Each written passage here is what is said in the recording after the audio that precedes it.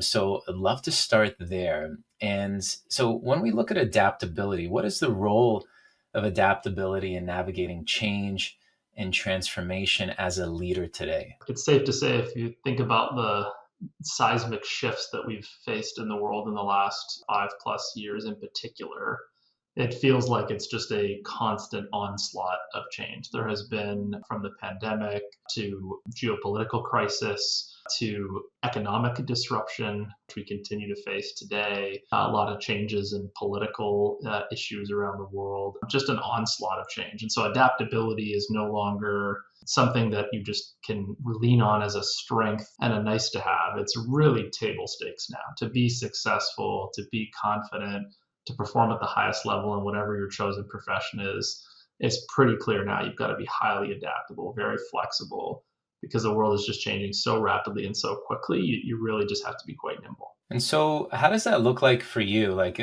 from a leadership perspective, day to day? I know when we spoke about this, it seemed like this is something that's sort of just a part of who you are now and how you approach work. And I know that you also build this into your teams, and there's a certain sort of way that you approach it. I'm interested, could you just sort of maybe build on it and share how that looks like from your perspective as a leader? A couple thoughts there. So, first, I would say if you want to be highly flexible and adaptable and nimble and not become overly stressed and burdened by all the rapid change we're facing, it's like super important to just take care of yourself physically and mentally as an initial guiding principle. I very selfishly highly prioritize my own self care, both mental and physical well being.